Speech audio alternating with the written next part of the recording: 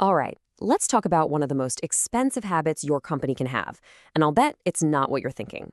It's not a bad strategy. It's not even poor execution. It's something way more subtle. We're talking about artificial harmony. So let's break down what it is and why it's so incredibly dangerous. I love starting with this quote because it just completely flips the script on what we think a healthy team looks like, right? We're all taught to value getting along, to value alignment. But what if all that polite smiling is actually a symptom of a really, really serious disease inside your company? Just let that sink in for a second.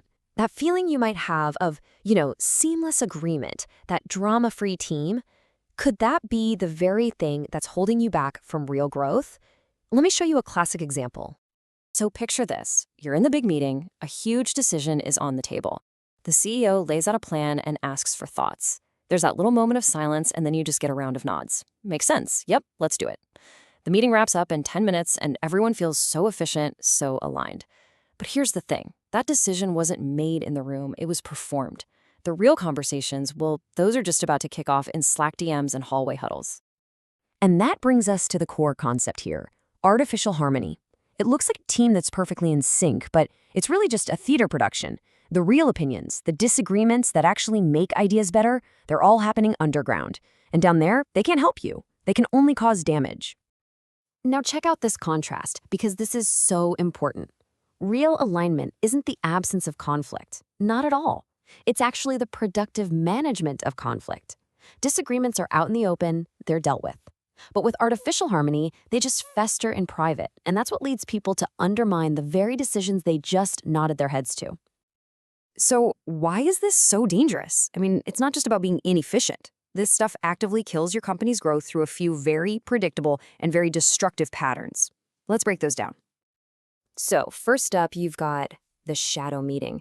You know this one. It's the real meeting that happens right after the official one. Then you have passive resistance. This is where people who didn't voice their concerns now prove they were right all along by just letting the project fail. And maybe the most dangerous of all is groupthink. This is when your company's immune system, its ability to spot and kill bad ideas, is completely shut down. And look, this isn't some old school management problem. It is more urgent right now than it has ever been. Think about it. Navigating the massive uncertainty of AI requires brutally honest, open debate. If your team can't disagree productively about AI strategy, you're either going to do nothing or you're going to do it very, very badly. In this new era, artificial harmony isn't just expensive, it's absolutely catastrophic. Okay, so how do you fix it? The good news is you don't need trust falls or a bunch of expensive consultants. The fix is actually about intentionally changing the rules of engagement with a clear, actionable protocol. Here's the game plan, a 4-week sprint that is designed to systematically replace that artificial harmony with productive conflict. Each week builds on the last, creating new habits, new muscle memory, and new expectations for how your team operates. In week 1, you start by killing the meeting after the meeting. The rule is super simple. If you don't raise a concern in the room, you lose the right to complain about it later. That's it. This forces all that conflict back into the container where it actually belongs. And yeah, it's going to feel uncomfortable at first for sure, but that pressure is exactly what's needed. Week 2, this one is a game changer. It is all about changing the language. You have to stop asking for consensus. Does everyone agree? Which, let's be honest, is almost always a lie. Instead, you ask for consent. You ask, is there any reason this is not safe to try? See the difference? You're not asking people to love the idea. You're just asking if they see a fatal flaw. This lets people disagree but still commit to moving forward. Now, week 3, this is where we make dissent a job. In most companies, being the one who disagrees is socially risky, right? So we formalize it. You assign a rotating red team, and their only responsibility is to poke holes in the plan. This is brilliant because it depersonalizes conflict. It's no longer, ugh, Sarah is being so difficult. It's, wow, Sarah is doing an amazing job red teaming this idea. And finally, in week 4, you do an audit. You go back, you look at all the big decisions from the last month, and you specifically hunt for the ones that passed way too easily. If a major strategic shift happened without any debate, any heat, that's a huge red flag. You pause it, and you force the conversation. You're training your team that easy agreement on hard topics is actually suspicious. Now, to be clear, implementing this protocol, it requires a pretty deep cultural shift. It's a shift in how you think about communication, and it all comes down to the difference between being kind and being nice. This is such a critical distinction. Being nice is just avoiding awkwardness, even if it means you let someone fail. Being kind, on the other hand, is telling them the hard truth so they can actually fix it. So kind is disagreeing in the meeting. Nice is complaining in the parking lot. You don't want to build a nice company. You want to build a resilient one. So what's the reward for all this intentional friction? What do you get for all this hard work? Well, the outcome might seem a little counterintuitive at first, but trust me, it is incredibly powerful.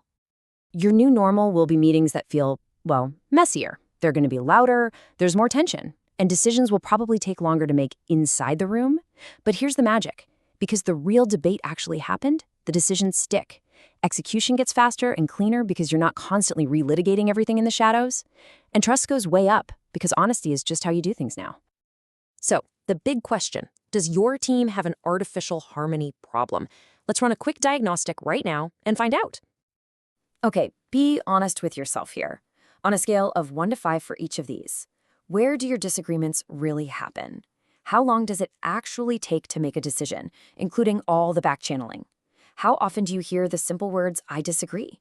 Do people commit even when they don't get their way? And finally, does your team actively try to break ideas? Go ahead and add up your score. If you're coming in below 15 out of 25, you have a significant problem with artificial harmony. And listen, this isn't just some minor issue. It's a systemic illness that is actively costing you growth, talent, and time. But the good news is, you can start fixing it immediately. Tomorrow, announce the no shadow veto rule. This week, change that one question from consensus to consent. And this month, start using a red team and audit your past decisions. It's that straightforward to get started. As you begin this whole process, things are going to feel messier. There will be more tension, for sure. But please, do not mistake that for things breaking. That friction isn't the problem, it's the solution. It is the sound of your team finally getting traction on the problems that matter most.